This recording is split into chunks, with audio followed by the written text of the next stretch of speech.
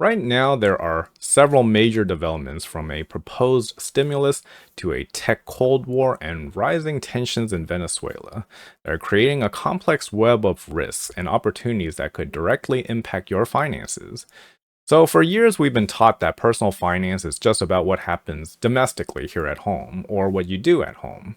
Your budget, your savings rate, your debt payoff. But here's the problem that no one actually talks about. Because you can be doing everything right here at home, and then a decision is made in Washington or in Beijing that could wash it all away. So that's why for a few weeks now, I've started providing these economic or financial updates that basically connect domestic and international affairs. The hot topic had been the ongoing trade war with China, and right now that's eased up a bit, but it's a fairly fragile thing. But still, there's actually a lot more going on right now. And all of these at a macro level are going to affect your wallet here at home. So let's actually start with the most immediate, maybe this is on everyone's mind. But there is the $2,000 tariff dividend. Now, let's start with this because it's the domestic one, is the closest one to us. It might actually have a lot of people interested.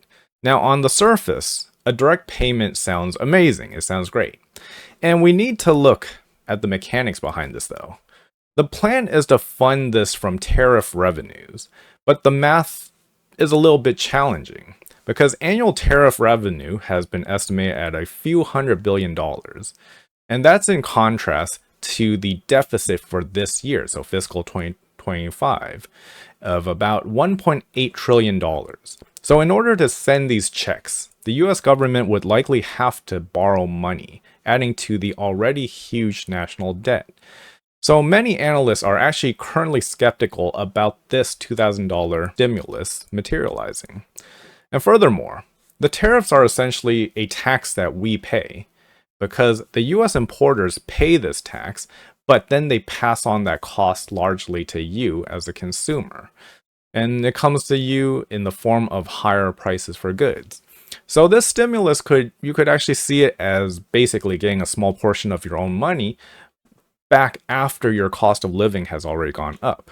So for your personal finances, the critical question is one of timing and net benefit. If this stimulus fuels further inflation, the short-term cash could be quickly erased by persistently higher prices for groceries, utilities, and gas. Betting on this check to save your holiday budget or pay down debt is going to be a very risky gamble, especially if the underlying policy makes inflation worse. So that's here at home, but let's actually talk a little bit more about the technology war, which is an international battle for economic dominance. While trade makes headlines, the real silent war is going to be over technology, because the US has restricted China's access to the most advanced semiconductors, aiming to protect a critical technological edge. However, China's response has been for years now a massive push for self-sufficiency in some of their critical areas, including banning US chips from their state data centers and pouring billions into their own chip manufacturers.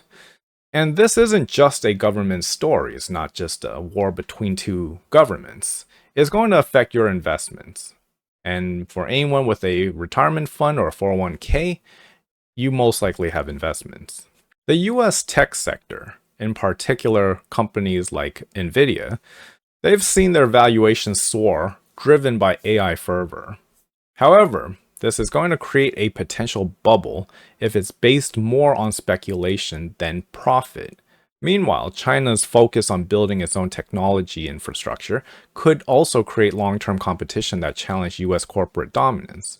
For you here at home, this means your 401k and investment portfolios, they are going to be exposed to the volatility of this very high-stakes technology race. A shift in this Cold War could actually mean significant swings in the value of the technology stocks that you potentially or likely own. Let's also talk a bit about Venezuela at this point. Because where the official US reason, if you've been keeping up with the news and if you've heard about this, the official US reason for the escalating pressure is to combat narco-terrorism. And most recently, that's been ongoing for a few last weeks right now. Although in its entirety, it's a thing that's been going on for decades.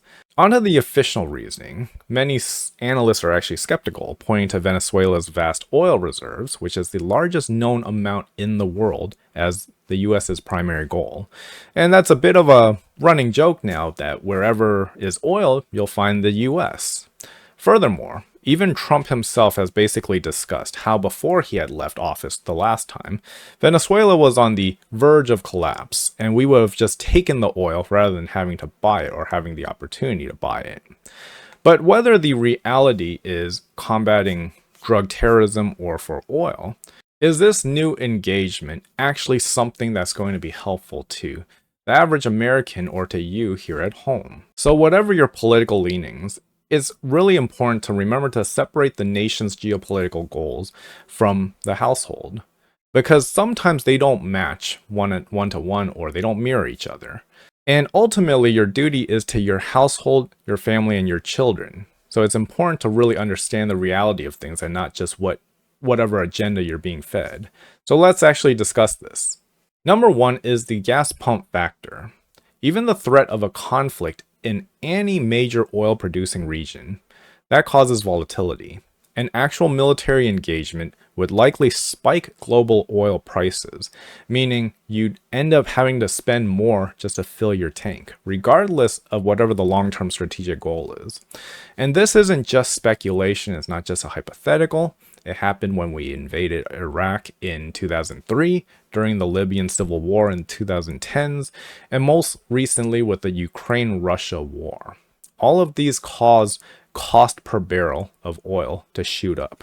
Number two is the actual cost of the conflict itself, because a sustained military operation is very, very expensive. The billions, or more recently and more realistically for nowadays, trillions required would be added to our already majorly huge national debt, which is again already at record levels. This is then money that we can't use for anything else. We can't use it for domestic tax cuts, infrastructure building, or shoring up social programs. The payback problem, number three, the argument that controlling Venezuelan oil will benefit America or Americans is just speculative and far away at best. The immediate near certain outcomes are higher energy prices and higher national debt. Supporting a policy based on a distant, uncertain payback while bearing the immediate financial costs is a significant risk. So let the ultimate lesson of this be about cash flow. Remember that most businesses fail because of lack of cash flow. It doesn't matter if you have $100,000 in 10 years, if it means that you can't afford to pay for food or rent for the next 10 years. Now let's actually move on from Venezuela and talk about the great realignment and the shifting global financial order. Underpinning all of the things we've discussed is a slow but steady move away from the US's dollar dominance. Nations worried about the US sanctions are basically exploring alternatives. For example, let's talk about China for a bit. They're aggressively boosting their gold reserves and creating systems for other countries to trade and to store gold outside of the Western financial system. So this de-dollarization is a long-term trend, but it's going to have implications for the average American. The dollar's unique role allows the US to manage its debt and fund deficits more easily, and if that privilege erodes, it could lead to higher interest rates on everything, from mortgages to car loans. Whatever the loan is, it's going to make debt more expensive, and not only for the government or the businesses, but ultimately for you. So to wrap this all up, why again does this all matter to you, and why should you keep a close watch on these developments? Because however these policies move, whether they succeed or they fail, they're all going to impact your financial security. For example, if you bet on a tariff dividend that'll to fund your holiday spending, it's going to be a risk if the stimulus never materializes or if it's wiped out by inflation that it itself might cause. Similarly, if you support a conflict in Venezuela with the hope of cheaper oil, that's going to be a gamble where you pay the certain upfront cost at the gas pump today and for the next maybe year or whatever the time frame is, and through your own taxes for a speculative distant payback that might never materialize. So, in this environment of high stakes geopolitical movements, the most prudent financial plan is actually one of resilience and being prepared for volatility. And staying informed isn't just about understanding the world, it's not just to make yourself smart or make yourself seem more impressive to others. It's ultimately about being able to protect your wallet from the unintended consequences of policies that are being made thousands of miles away. Thank you for watching, and please subscribe.